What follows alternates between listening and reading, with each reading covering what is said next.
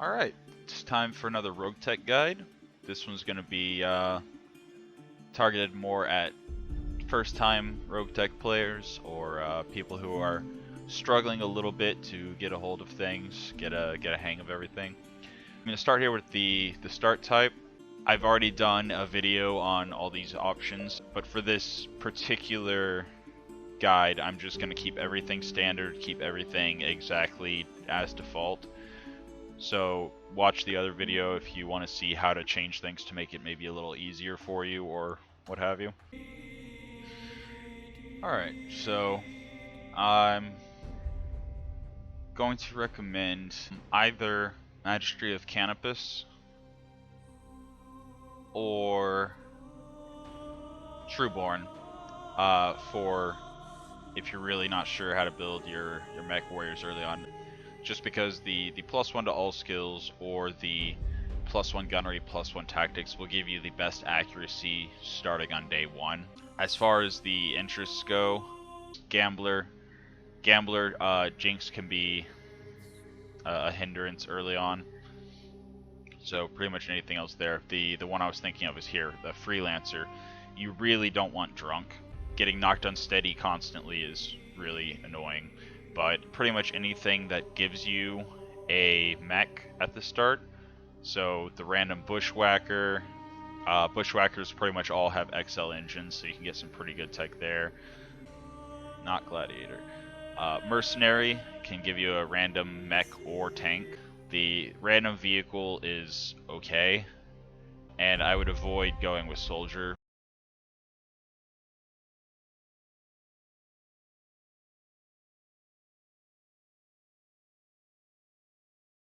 Alright, so I wasn't thinking, and I went ahead and clicked on the Soldier. But the first thing you're going to want to do is jump into your mech bay and look at what you got. So the first thing you're going to look for is what the heat efficiency for each of your mechs is. So this one, Alpha Strike 52, heat sinking 60, it's good. Here we have 60 heat sinking, 75 alpha striking, that's not great. Here 39-35, that's fine. 30-24, that's fine. And then here we have 30-57, which is absolutely terrible. So of those mechs, the ones that you need to put the most work into are largely going to be the ones that have the worst heat efficiency. You can also look at how much armor each of them have, and obviously the better early game mechs are going to be the ones that don't get destroyed so easily. So for this particular run, the Apollo, the Arctic Fox, and the Hunchback are definitely going to be primary lance. So the Arctic Fox needs a little bit of help with its heat sinking, but it's using heat sink doubles, and unless you get lucky and the store has one or two, you're not going to be able to really do much with that. Whereas the Firestarter here just has standard heat sinks, and that's why it's got pretty terrible heat efficiency. So we'll get back to that in just a second. So the first thing is, since we've already figured out we definitely want to use the Arctic Fox, we need to look at what it has and see if there's anything we can do to improve it. It's already using double heat sinks, so there's nothing we can do there. You see it's got an ERPPC, which is the massive bulk of its heat. So the ERPPC is the reason why it is overheating so bad.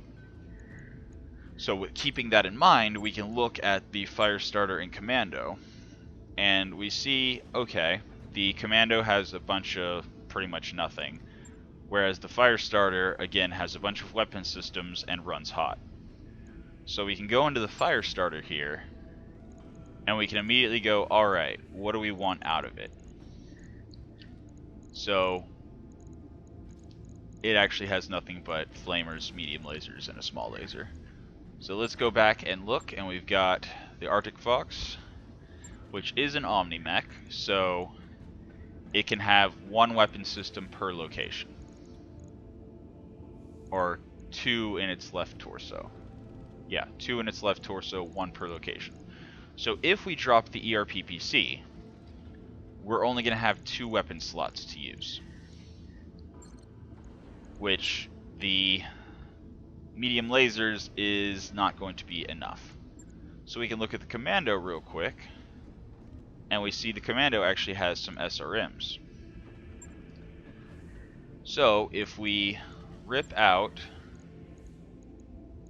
the SRMs, alright, Right. and then we go back to the Arctic Fox, we can drop the ERPPC, which is 55 pinpoint for 45 heat, and we can add in SRM4 and an SRM6, and then an extra ton of ammo. So now altogether it has 18 SRMs firing per round. You can see the heat efficiency is now overcooling, so that is exceptional.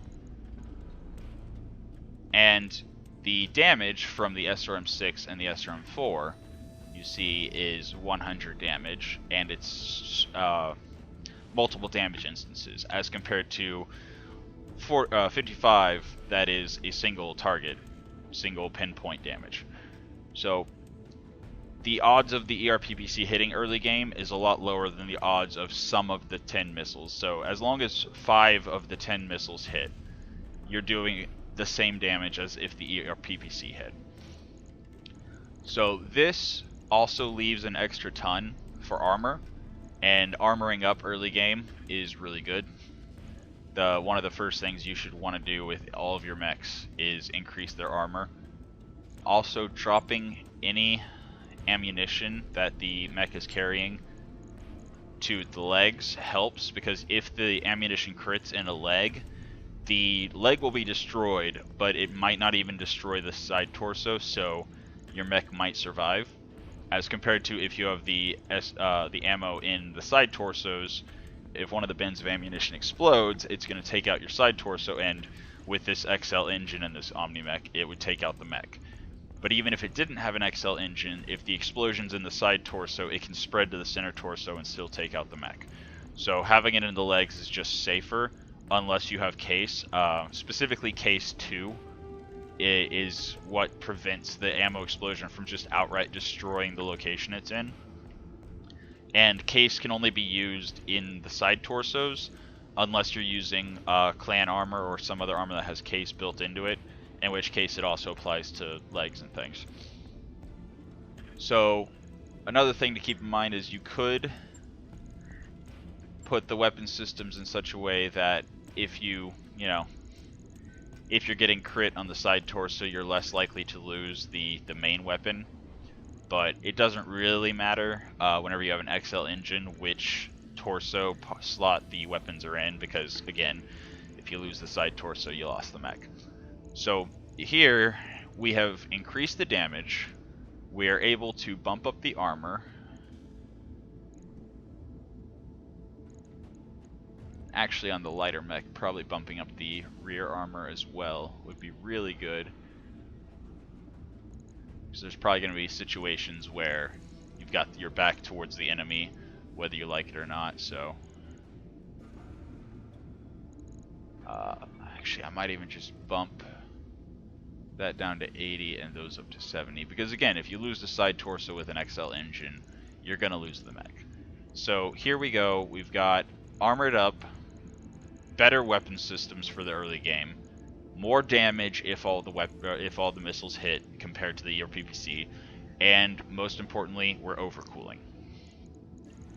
So this is already good for your first mission. So that's our first mech ready. I'll let you know when that's done. The Hunchback, since it's already got good cooling, we can look and see, alright, move the ammo to the legs.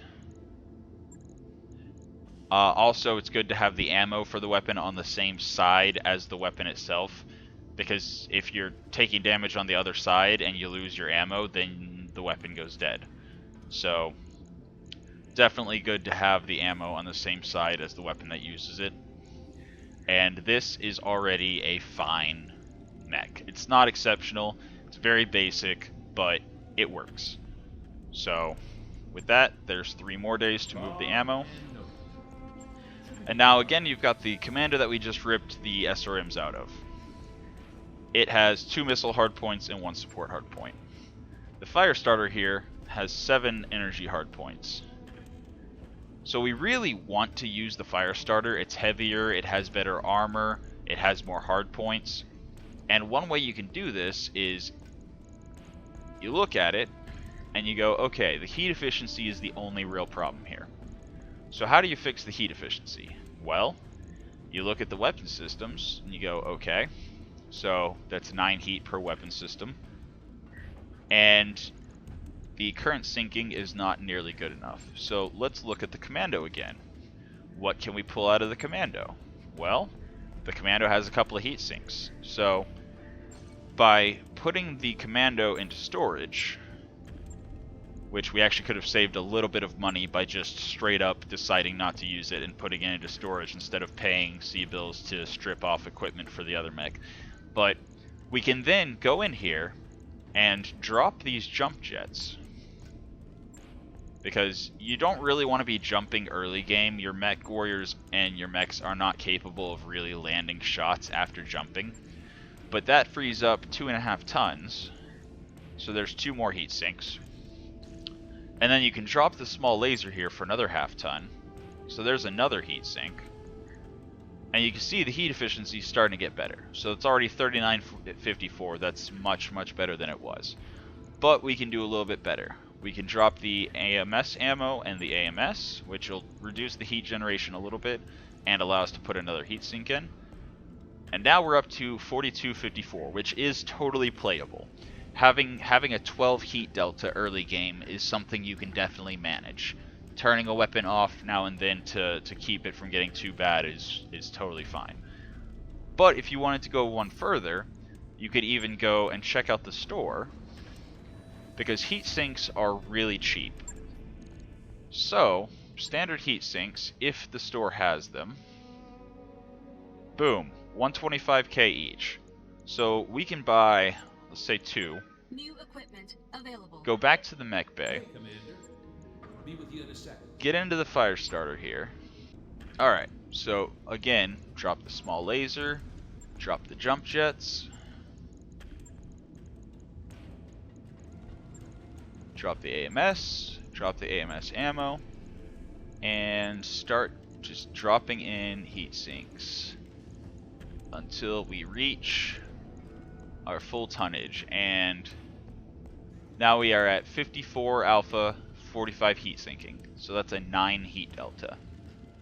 And what that means is if we turn off 1 medium laser, we're heat neutral. So then you have the option of looking through your equipment here and going, do we have any weapons that would reduce the heat? No, not really. I mean, the ERPVC would just spike the heat like crazy. But we do have this Beagle probe. And if we drop the Beagle probe, we'd be able to add 1 more heat sink, so then our heat delta would be 6. So then we'd only have to turn a weapon system off every 3rd turn. But we can do better than that. We can play it as is for now.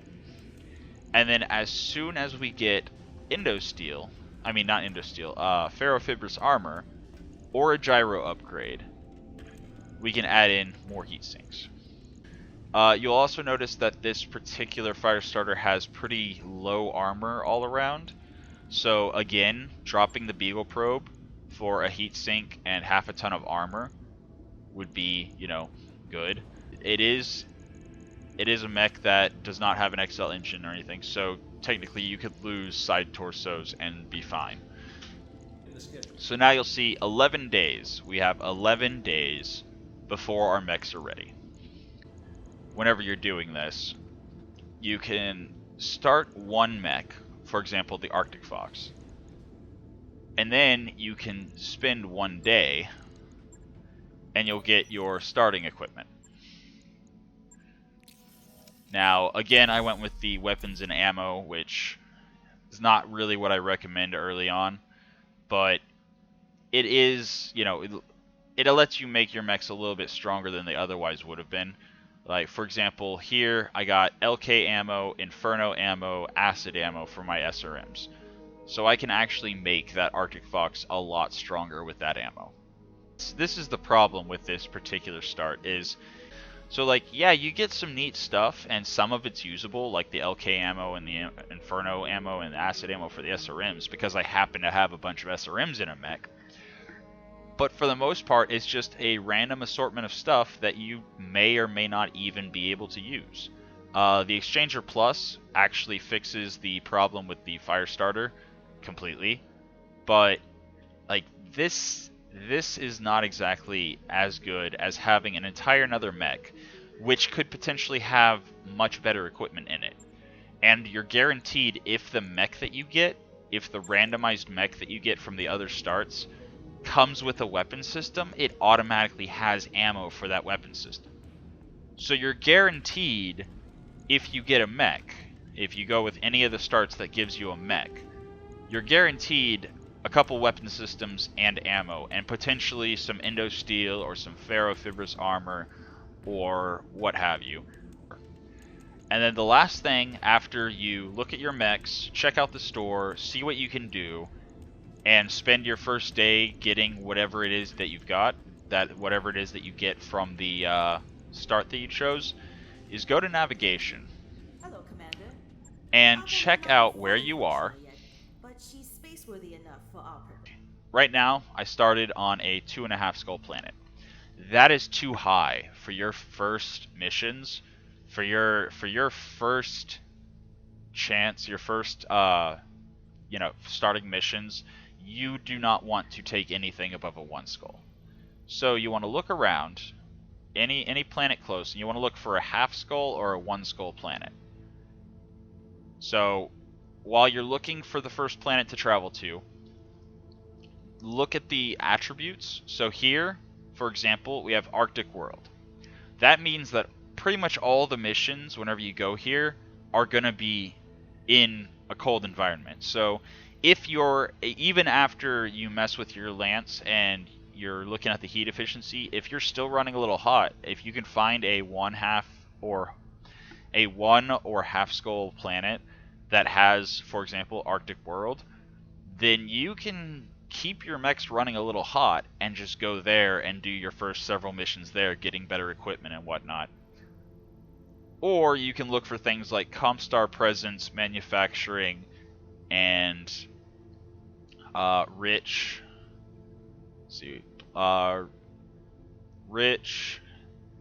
and research, megacity, like looking for good quality stuff that is going to make the shop have better equipment in it.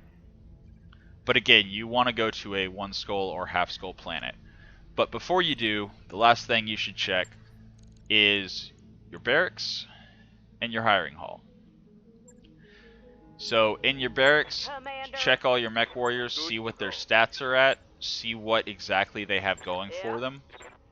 And if you have mech warriors that aren't really great, like I would definitely keep this Calamity here for now, just because, I mean, then again, yeah, I mean, it's a military spacer. It does already have the absolute worst early game ability, so expect to spend 500,000 cbills to respec this this mech warrior if you decide to keep them. But just looking at the attributes, military spacer is fine. Here we've got technician, which is going to help with the early game mech tech, the early game repair costs and things. Then you look at stuff like this. Klutz is bad. Like, I hate the thing that, like, yeah, they get 1 evasion, but the risk of your mech warrior just deciding to eject as soon as they get knocked down is horrible, because whenever you eject, you destroy all of the head components. So if you have any kind of good firing control system or anything in the head, and they eject, you just lost gear and lost a mech that battle for no reason. Cautious is another one I don't really like. For the minus accuracy is totally not worth the plus evasion. So I'm just outright gonna get rid of them. which saves me several thousand, I think that was like 20 something, 30,000 cbills of the financial report, just getting rid of those two. Here, Brave, Dependable, he's never going to eject, that's awesome. So now we've got 3 slots available, and only ever hire Mechwarriors early game if they are absolutely amazing. Big Sly here can command tanks and mechs. Ex-military, commander, merchant, athletic, Mechwarrior. He's pretty freaking good. He's got a lot going for him. Lethal, definitely not. I mean, his stats are lower and he doesn't have... I mean, he's definitely hireable. He's got, you know, a couple of good ones. Brave, officer, ex-military. He would be good going into combat. But, again, keeping the financial report cost down is good early game. And then that's about it. So, now that I've checked the hiring hall, I've checked the store, and there's nothing else that I want, there's nothing else that I can buy. Now it's time, with all my mechs ready to repair, it would be time to go to navigation and travel to one of those planets, the half skull planet or the one skull planet, so that the missions that I take aren't going to be nearly as horrible as if I stay on the 2.5 skull planet.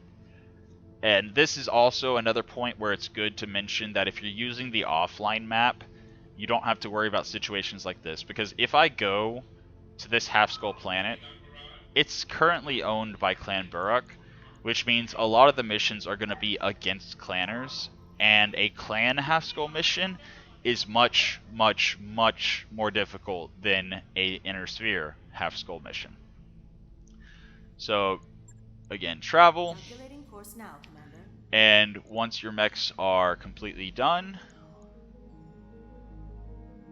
you can look at them again. You can look at them again.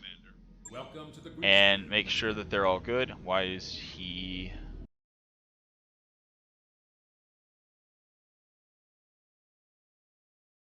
It's not really that big of a deal. Expect to spend about the first month of each playthrough modifying things, changing things, Waypoint reached, Commander. and traveling to a better planet.